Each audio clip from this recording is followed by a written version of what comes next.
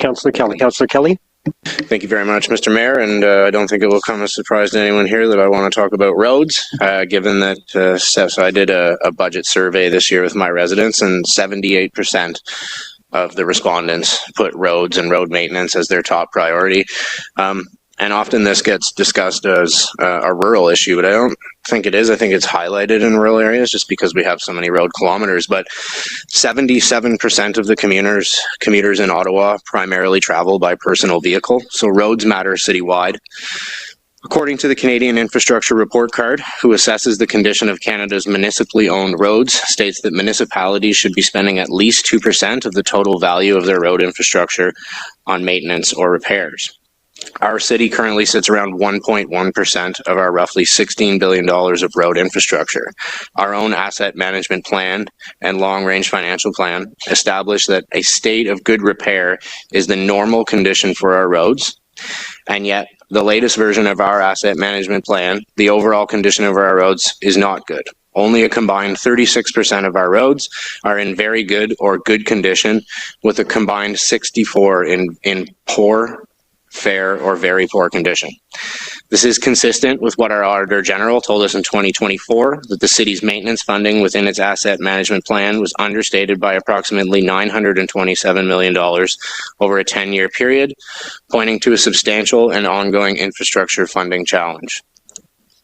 So my first question is, with staff advising that there is approximately a $740 million backlog of road maintenance work, the overall condition of our roads has dropped below good into the fair category, with almost half of our paved roads in the fair category.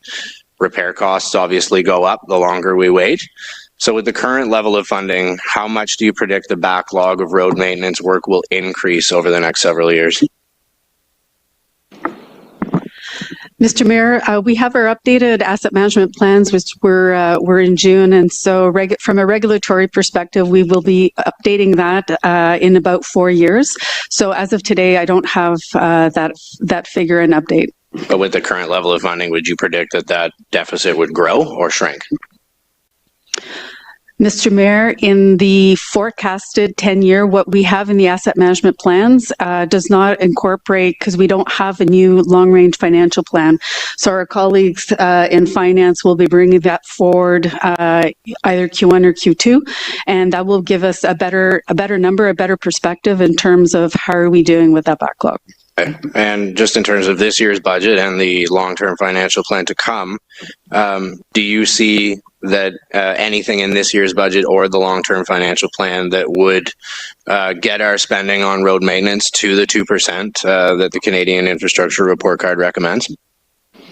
Mr. Mayor, I think what I'd like to highlight regarding the roads budget is we've had a very successful term of council in terms of adding to the normal base capital that we do, and this year's total is $70 million.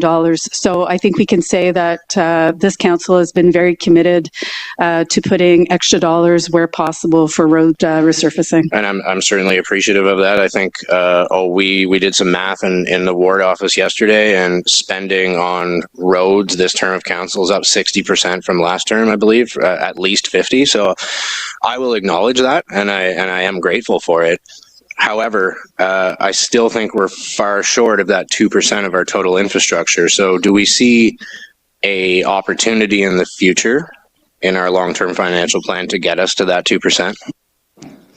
Maybe I'll start that answer, Mr. Mayor, and maybe Cyril can jump in. I think what we'd like to acknowledge is that having a backlog is normal, and so we will never get that to zero. It would never be our recommendation, and so we will prioritize what is critical, and we'll continue to do that. And I think what we've stated in this past June is that we really need other levels of government to help with municipalities and funding infrastructure overall. So this is not completely on, I think, the tax base or the rate base. So we do need something different to help us with our infrastructure backlog. Yeah, and I've had that discussion with Cyril, and I know there are challenges to that. But in terms of some of your comments about how it is normal, I agree that there's always will be some backlog. I don't think there's enough money in the world to pave all of the streets in the city of Ottawa up to the standard that we want. And with really long roads, like major arterials, by the time you finish, the other end needs to be started again. So, but when we talk about it being normal, and I am about to reference a decade-old stat, but this is from the Ontario Municipal Benchmarking Index, which doesn't exist anymore. I think it's the Municipal Benchmarking Index. It's a national organization now. So in 2015, we were at 20% of our roads, percentage of our roads in good or very good condition. Calgary was above 80. Hamilton was 75. Toronto 80, York above 80. Like, we are by far the lowest. Even if you added what we've done and up to the 36%, we'd still fall below Montreal, which fell below 40%, which was the second worst on the list. So understanding that a backlog is normal, it does seem that ours is extensive. And so I'd love to hear some ideas or thoughts on how we can reduce that. So, Mr. Mayor, so what's important to note, even though our LRFP is only coming forward in a new year, we've continued to invest more since the original. If you refer back to the 2017 LRFP, we've well exceeded what that plan was, specifically for roads, and as you mentioned earlier, in terms of that addition. As we know, we are unique, and we are unique because we have way more lane kilometers than Calgary and those other ones that you mentioned. So whenever we do benchmarking, that's always the challenge. You know, a metric is a metric in the context of what that metric represents, right? So it's important, you know, given the lane kilometers that we have, you know, for us to strive to 80%, I don't think that's achievable, to be realistic, because there's not enough funding in the system for that, specifically on the tax base. So I'm very grateful for the Ontario-Ottawa deal, where there was $50 million contributed to the rural roads. That's a strong acknowledgement from our province that we are unique and we need that support.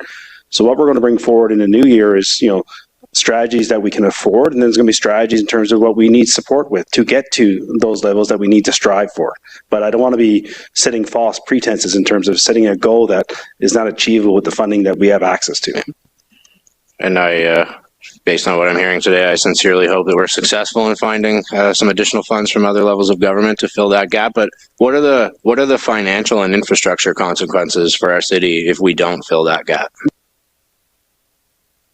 Mr. Mayor, I guess the reality is further erosion of that asset, which means higher cost to get that asset back to the right level. That's to be frank, right? So we're trying to find that balance in terms of, you know, the right funding level, and then being able to deliver on that funding so the work actually gets done and the road gets done, to be simplified.